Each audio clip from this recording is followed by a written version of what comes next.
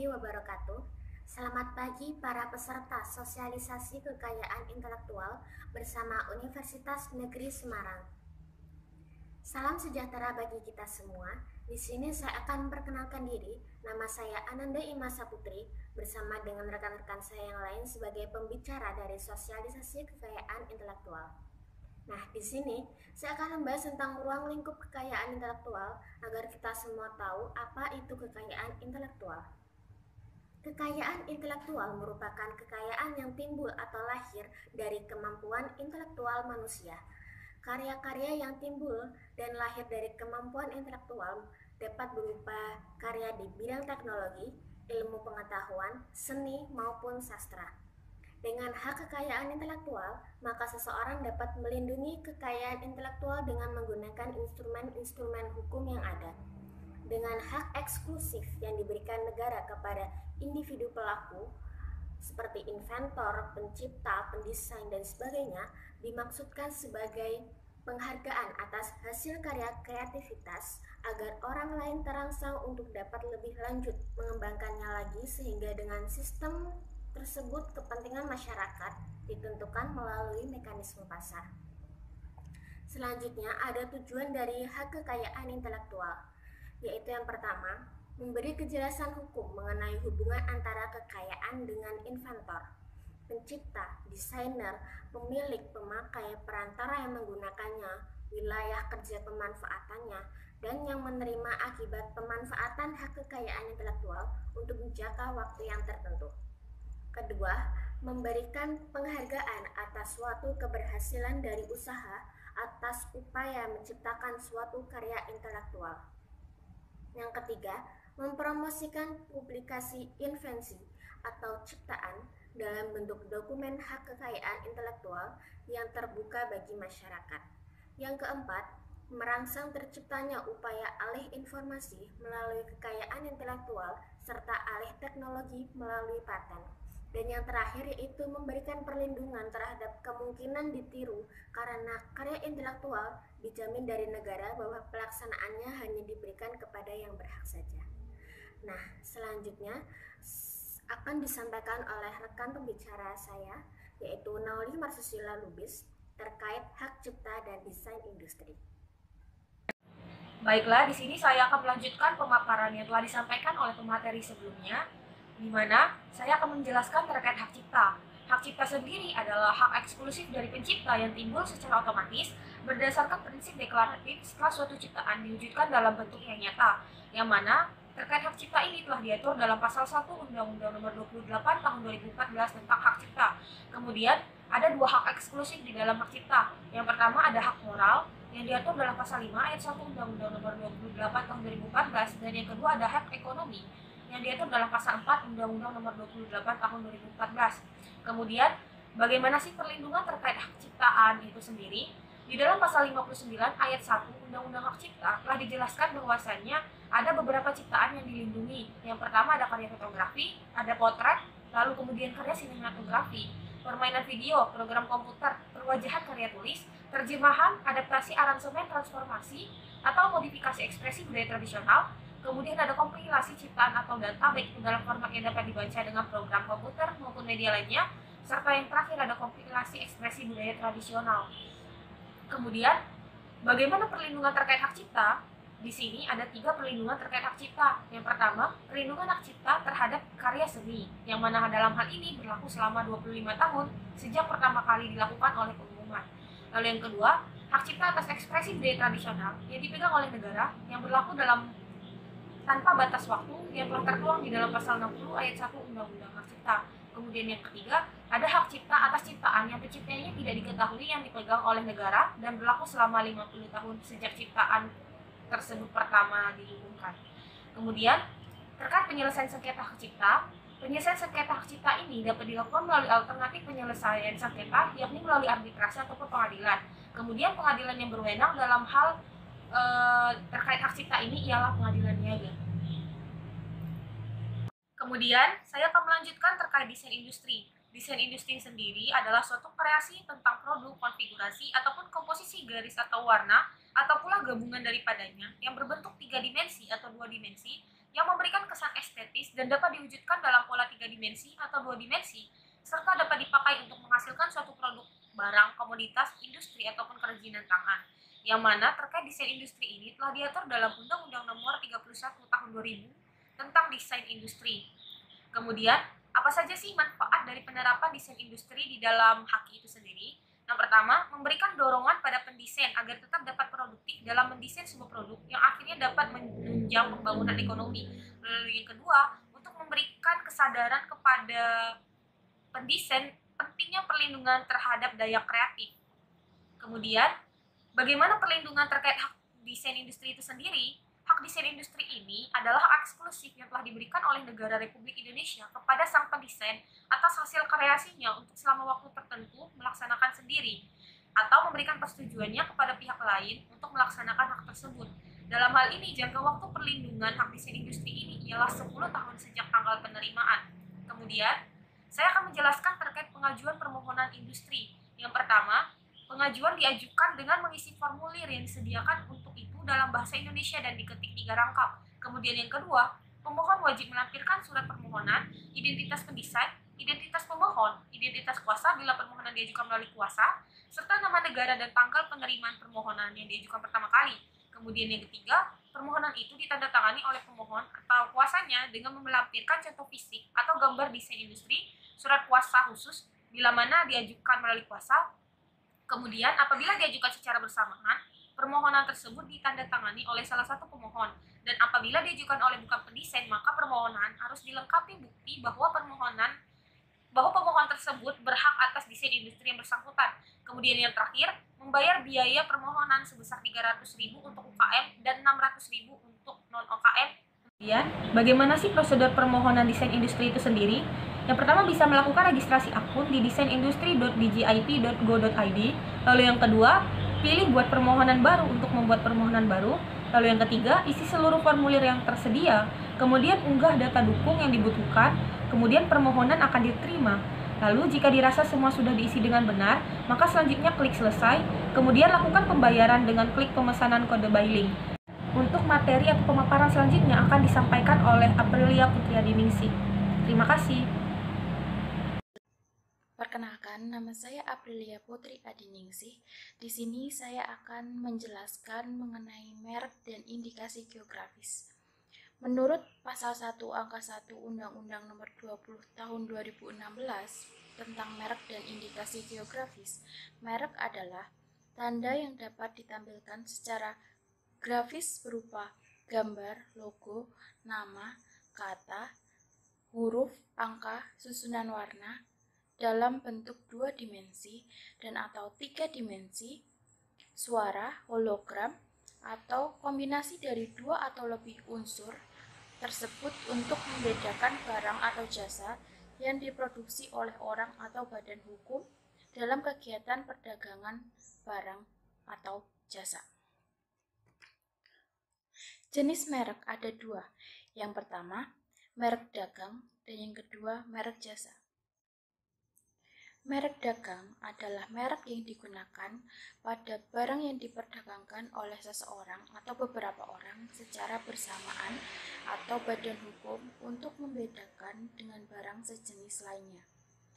Kemudian merek jasa adalah merek yang digunakan pada jasa yang diperdagangkan oleh seseorang atau beberapa orang secara bersama-sama atau badan hukum untuk membedakan dengan jasa sejenis lainnya.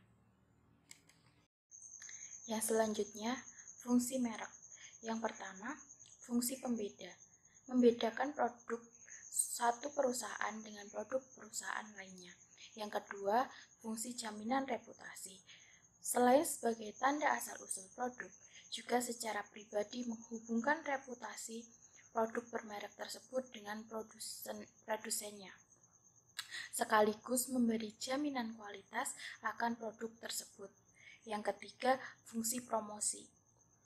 Merek juga digunakan sebagai sarana memperkenalkan produk baru dan mempertahankan reputasi produk lama yang diperdagangkan. Yang keempat, fungsi rangsangan investasi dan pertumbuhan industri. Merek dapat menunjang pertumbuhan industri melalui penanaman modal baik asing maupun dalam negeri dalam menghadapi mekanisme pasar bebas. Selanjutnya, pendaftaran merek. Dalam pendaftaran merek dikenal dua sistem pendaftaran, yakni sistem deklaratif dan sistem konstitutif. Sistem deklaratif yang biasa juga disebut sistem pasif memberikan asumsi bahwa pihak yang mereknya terdaftar adalah pihak yang berhak atas merek tersebut sebagai pemakai pertamanya. Kemudian, dalam sistem konstitutif, pihak yang berhak atas suatu merek adalah pihak yang telah mendaftarkan mereknya. Syarat pendaftaran merek. Yang pertama, memiliki daya pembeda. Yang kedua, merupakan tanda pada barang atau jasa. Yang ketiga, tidak bertentangan dengan moralitas agama, kesusilaan, dan ketertiban umum. Yang keempat, bukan menjadi milik umum. Yang kelima, tidak berupa keterangan atau berkaitan dengan barang atau jasa yang dimintakan pendaftaran. Selanjutnya, fungsi pendaftaran merek. Yang pertama, sebagai alat bukti bagi pemilik yang berhak atas merek yang didaftarkan. Yang kedua, sebagai dasar penolakan terhadap merek yang sama keseluruhan atau sama pada pokoknya.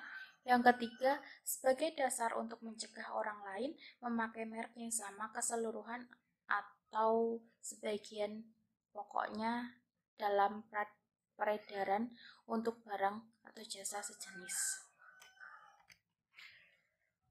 Jangka waktu merek. Jangka waktu perlindungan hukum merek selama 10 tahun sejak tanggal penerimaan dan dapat diperpanjang untuk jangka waktu yang sama. Lisensi, yaitu izin yang diberikan oleh pemilik merek terdaftar kepada pihak lain untuk menggunakan merek tersebut dalam jangka waktu dan syarat tertentu. Perjanjian lisensi harus menegaskan bahwa penerima lisensi akan menggunakan merek itu untuk sebagian atau seluruh jenis barang atau jasa tertentu dan dalam jangka waktu yang tidak melebihi jangka waktu perlindungan merek terdaftar serta disertai syarat tertentu. Kemudian, hapus atau batalnya hak atas merek. Yang pertama, penghapusan oleh pemilik yang terdaftar sendiri. Yang kedua, selama 6 bulan setelah pendaftaran merek tidak dipakai. Yang ketiga, selama 3 tahun merek tidak dipakai oleh pemilik merek. Yang keempat, setelah 10 tahun setelah tanggal pendaftaran dan tidak dilakukan pembaharuan. Yang kelima, dinyatakan batal oleh pengadilan. Kemudian, untuk prosedur permohonan merek dapat dilihat pada gambar di samping saya.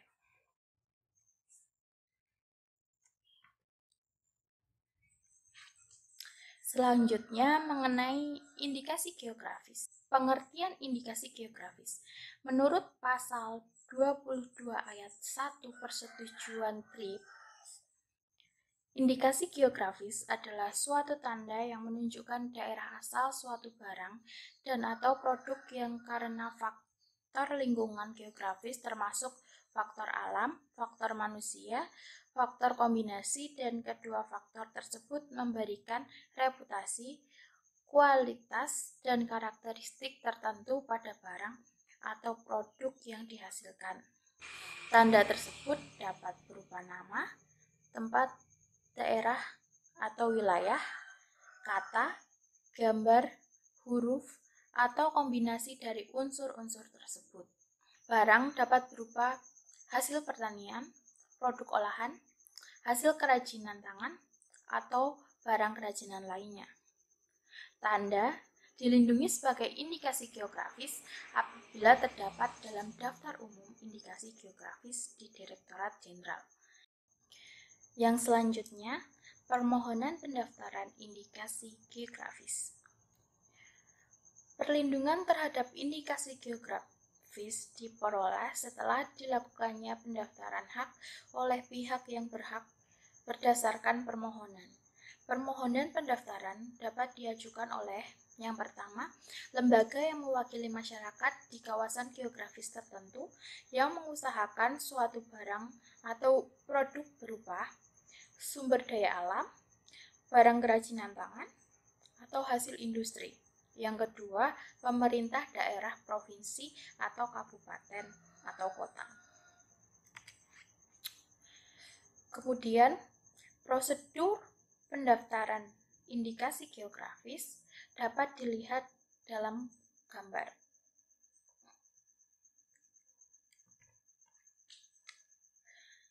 Yang selanjutnya, manfaat perlindungan indikasi geografis. Yang pertama, memperjelas identifikasi produk dan menetapkan standar produksi dan proses di antara para pemangku kepentingan indikasi geografis. Yang kedua, menghindari praktek persaingan curang, memberikan perlindungan konsumen dari penyalahgunaan reputasi indikasi geografis. Yang ketiga, menjamin kualitas produk indikasi geografis sebagai produk asli sehingga memberikan kepercayaan pada konsumen. Yang keempat, membina produsen lokal, mendukung koordinasi dan memperkuat organisasi sesama pemegang hak dalam rangka menciptakan, menyediakan, dan memperkuat citra nama dan reputasi produk.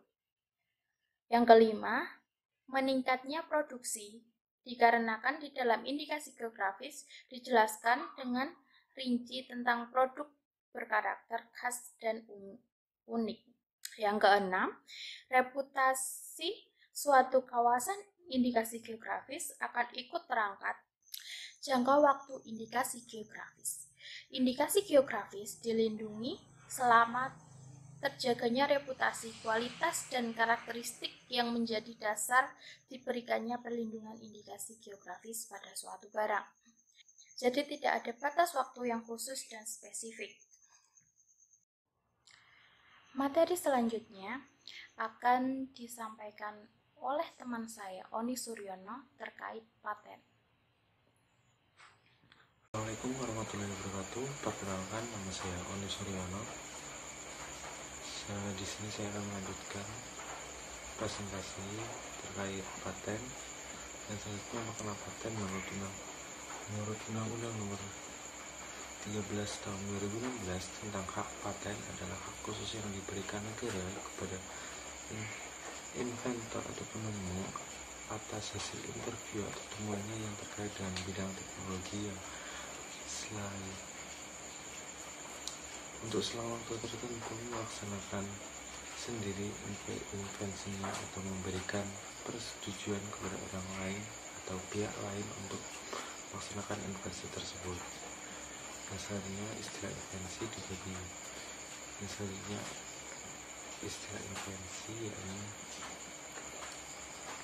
yang selanjutnya adalah istilah dalam paten, yakni yang pertama adalah invensi, pengertian dalam undang-undang yaitu ide yang dituangkan dalam suatu aktivitas pemecahan masalah dalam bidang teknologi.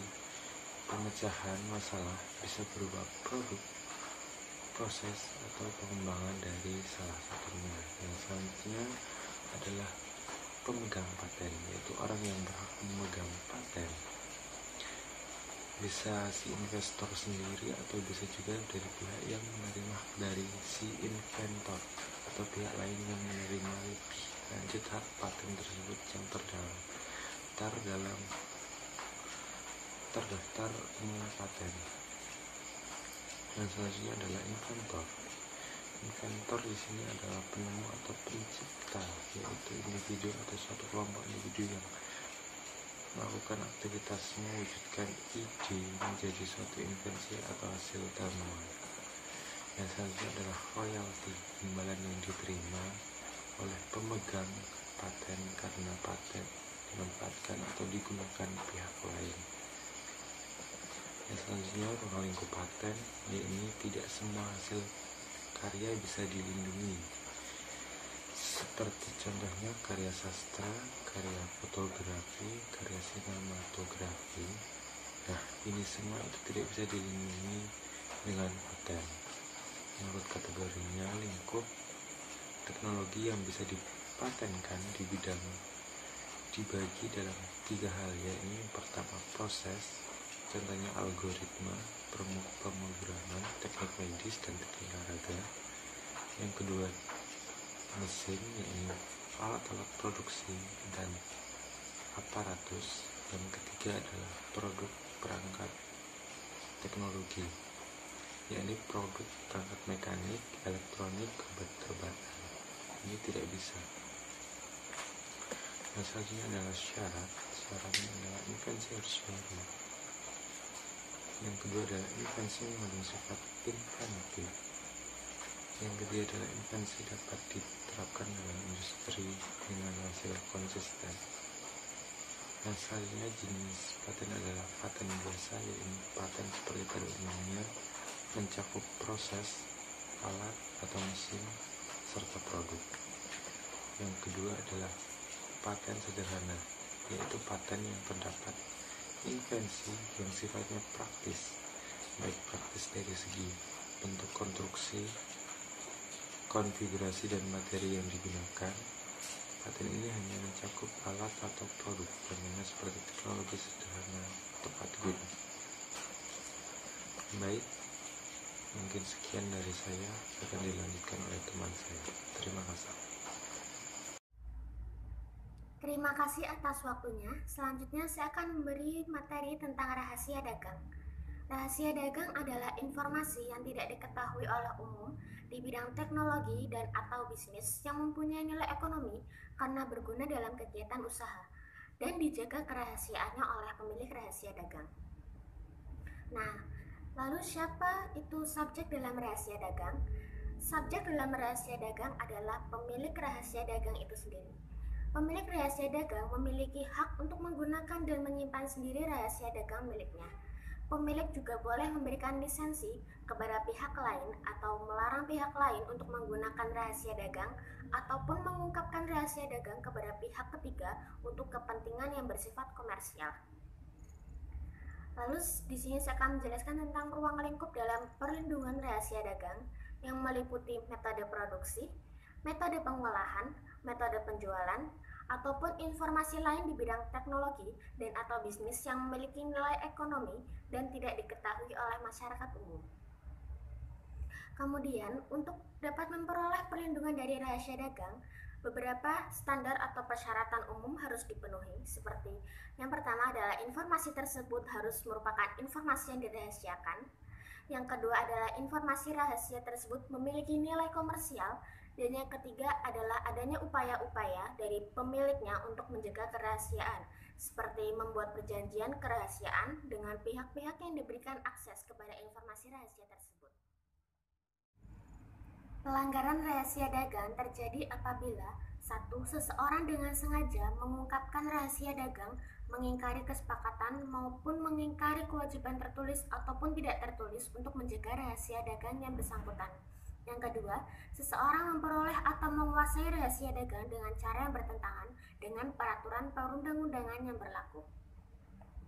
Kemudian, hak rahasia dagang dapat dialihkan atau beralih dengan pewarisan, hibah, wasiat, perjanjian tertulis, ataupun sebab lain yang dibenarkan oleh peraturan perundang-undangan. Lalu apa sih keuntungan dari perlindungan rahasia dagang? Keuntungan dari perlindungan rahasia dagang yaitu 1. Jangka waktunya tidak terbatas. 2. Segala informasi penting dari perusahaan akan tetap terjaga kerahasiaannya. 3. Boleh menyimpan rahasia dagangnya dan memelihara haknya dari gangguan orang lain.